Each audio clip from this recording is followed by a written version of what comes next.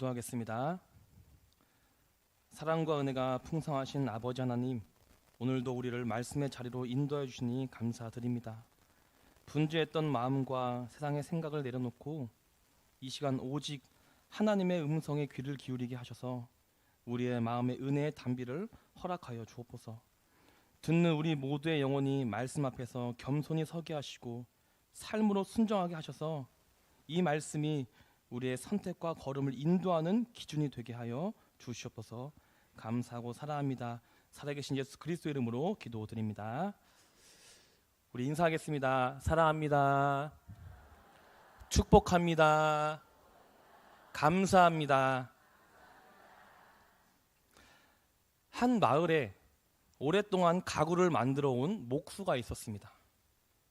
그의 공방은 화려하지 않았고 현대식의 장비가 있는 것도 아니었습니다. 그런데 이상하게도 그가 만든 가구는 다른 가구들과는 다르게 시간이 지나도 쉽게 망가지거나 부러지지 않았습니다. 가구의 다리는 흔들리지 않았고 식탁은 세월이 지나도 균형을 잃지 않았습니다. 사람들은 그 비결이 궁금해 그 목수에게 물었습니다. 혹시 좋은 나무를 쓰십니까? 아니면 특별한 기술이 있습니까? 그러자 목수는 웃으며 이렇게 말했습니다. 특별한 것은 없습니다. 다만 제가 정한 선을 넘지 않았을 뿐입니다. 그 목수는 나무를 자르기 전에 항상 연필을 꺼내 조용히 선을 하나 그었습니다. 그 선은 겉으로 보기에는 별것 아닌 것처럼 보인 선이었지만 그에게는 절대로 넘지 않는 기준이었습니다. 조금만 더 자르면 더 예뻐 보일 것 같아도, 조금만 더 다듬으면 더 완벽해 보일 것 같아도 그 목수는 그 선 앞에서 반드시 멈췄습니다. 어느 날 제자가 그 목수에게 물었습니다. 스승님, 이 정도는 괜찮지 않습니까? 아무도 모를 텐데요. 조금만 더 자르면 더 괜찮고 멋있을 것 같은데요.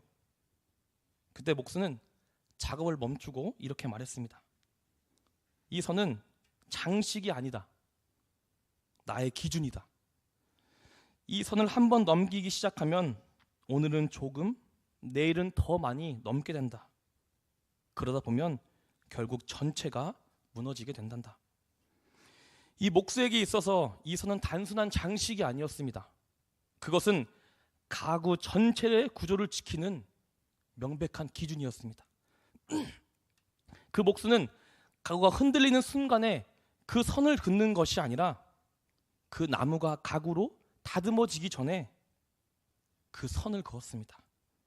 그리고 그 나무에 처음 선을 긋는 순간 이미 가구의 모든 구조가 완벽히 결정되는 것이었습니다. 우리는 겉으로 보기에는 비슷한 인생을 살아갑니다. 같은 거리를 걷고 같은 시대를 살아가고 비슷한 환경 속에서 비슷한 신앙생활을 합니다. 그러나 시간이 지나면 분명한 차이가 나오게 됩니다.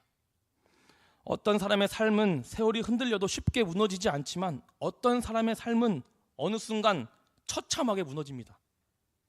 그런데 그 차이는 재능이나 능력의 차이가 아니라 보이지 않는 조그마한 선의 차이에서부터 시작된다는 것입니다.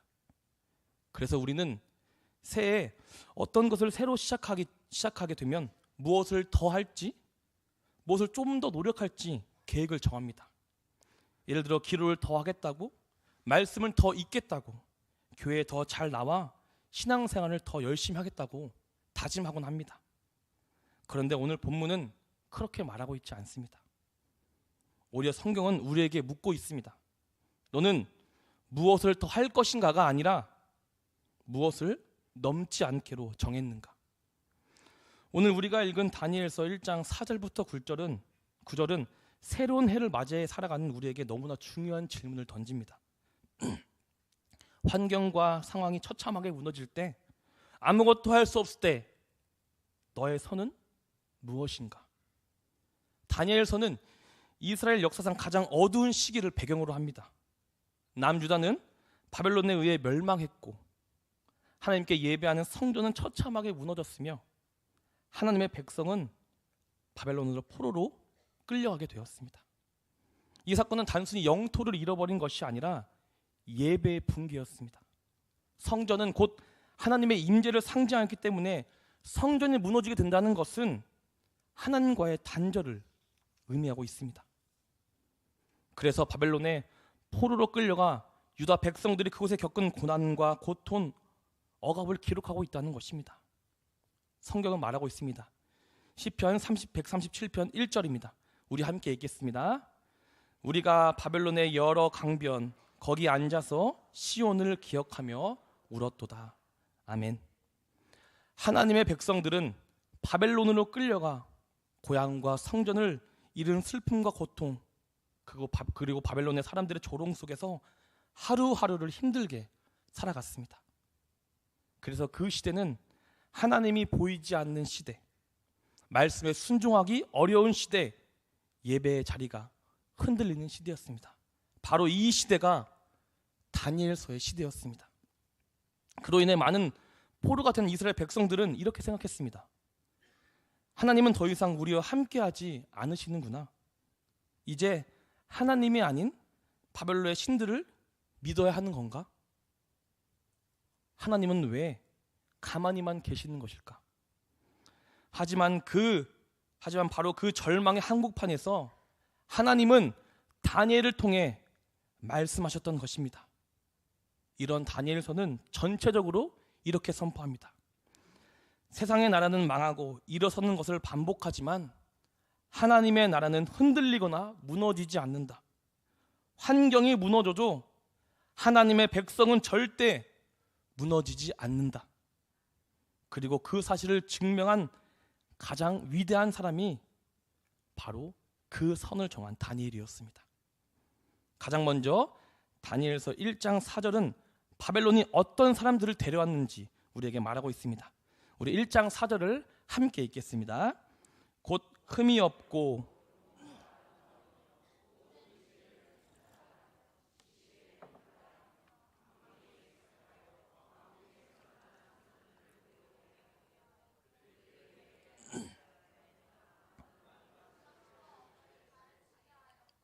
아멘. 그들이 데려온 사람들은 흠이 없고 지혜가 있고 학문에 능한 사람들이었습니다. 바벨론은 절대 무능한 사람을 데려오지 않았습니다.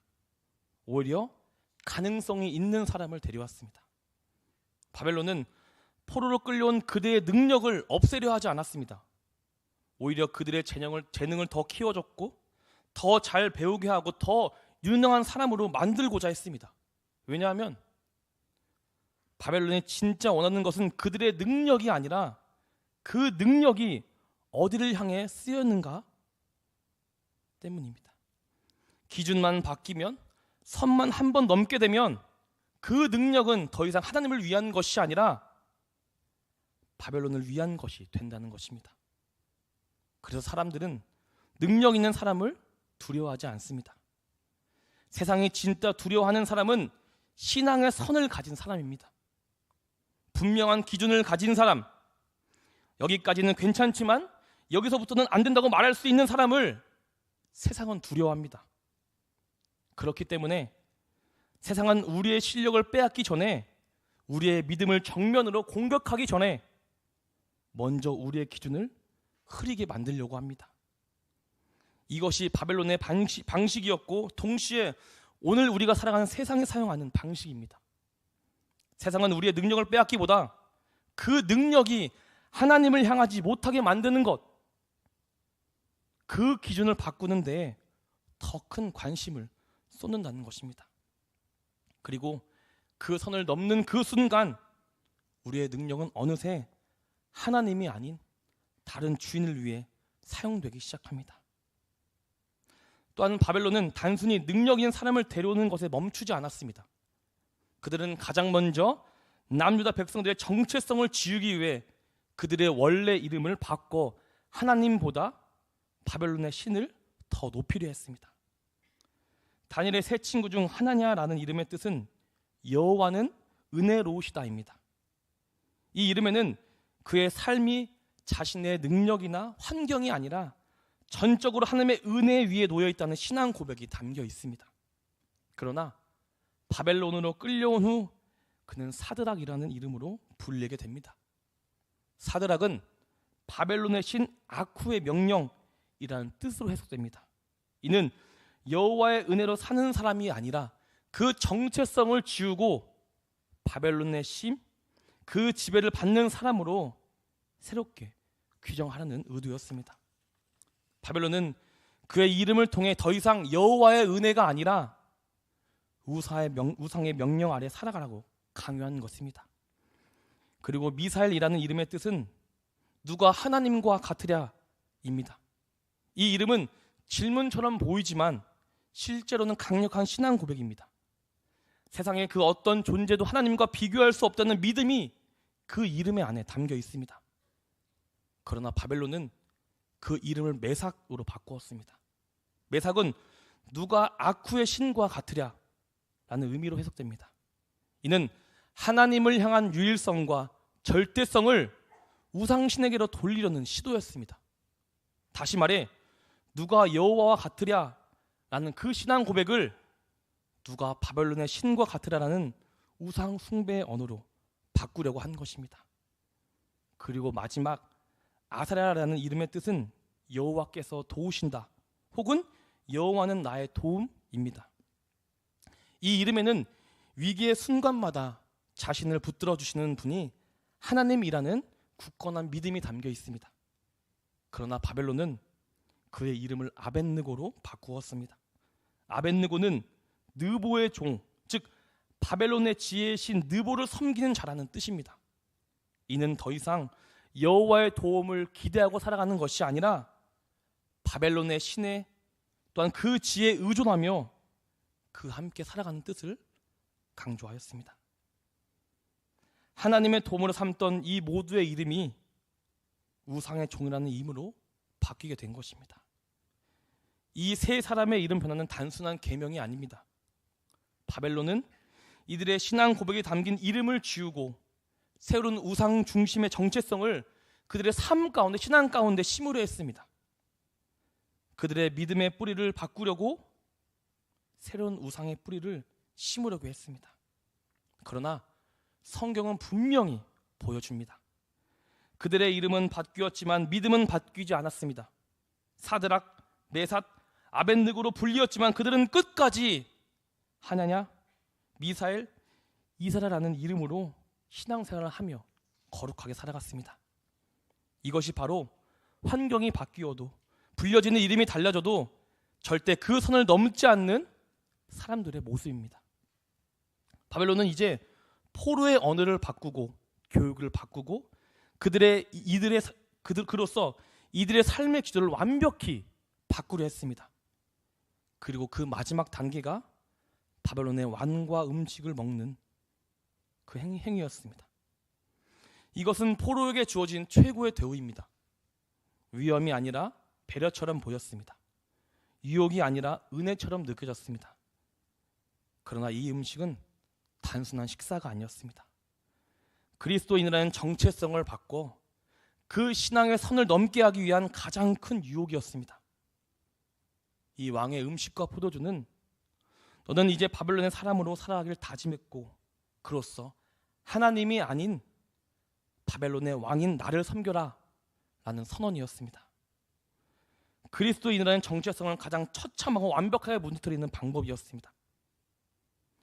산들교회 성도 여러분, 세상은 우리를 무너뜨릴 때 괴롭힘보다 편안함을 사용합니다. 박해보다 합리화를 사용합니다. 쓴 약이 아니라 달콤한 사탕으로 우리를 유혹합니다. 이 정도는 괜찮지 않니? 다들 이렇게 살아. 너만 너무 유난 떠는 거 아니니? 신앙의 가장 무서운 적은 핍박이 아닙니다. 신앙의 가장 무서운 적은 아무렇지 않게 그 선을 넘게 만드는 편안함입니다. 하지만 다니엘은 이 모든 것을 부리치며 말합니다. 본문 1장 8절입니다. 우리 함께 읽겠습니다. 다니엘은 뜻을 정하여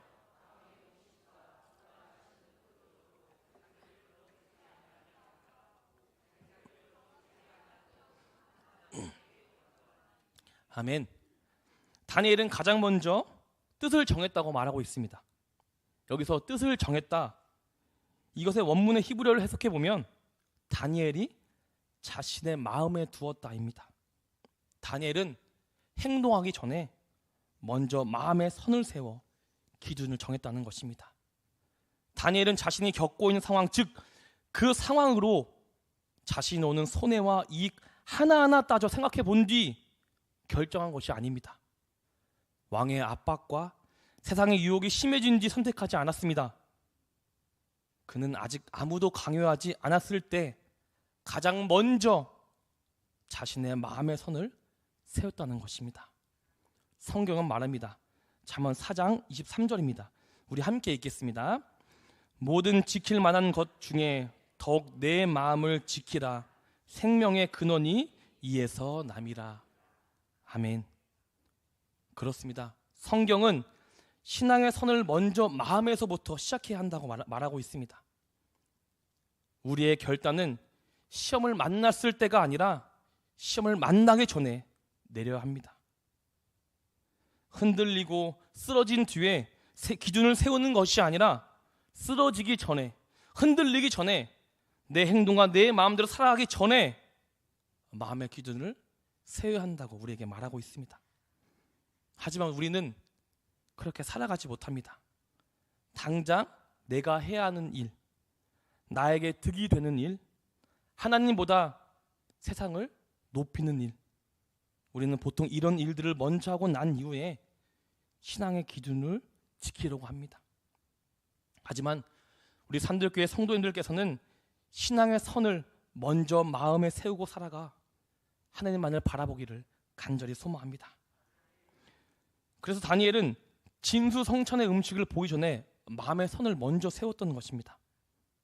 포로에게 왕의 음식은 최고의 특권이었습니다.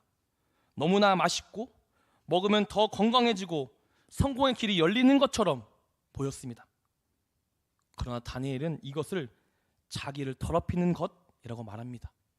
왜냐하면 그 음식은 하나님보다 세상을 선택하라는 신호였기 때문입니다. 그리고 그 신호를 따르게 된다면 우리의 삶 가운데 수많은 유혹이 시작된다는 것도 다니엘은 분명히 알고 있었습니다. 더 나아가서 우리들의 믿음과 신앙, 거룩함은 자동으로 자라나거나 지켜지지 않습니다. 환경이 좋아서 생기는 것, 나의 능력으로 할 수 있는 것도 절대 아닙니다. 그 거룩은 내가 세운 그 선에서 매일매일의 선택을 통해 자라나게 된다는 것입니다.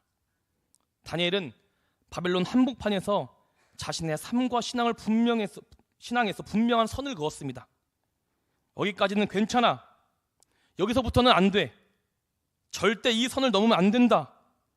이 선이 나의 마지막 결단이고 나의 믿음이고 나의 신앙이다 라는 고백을 다짐하며 계속 되새기며 살아갔습니다.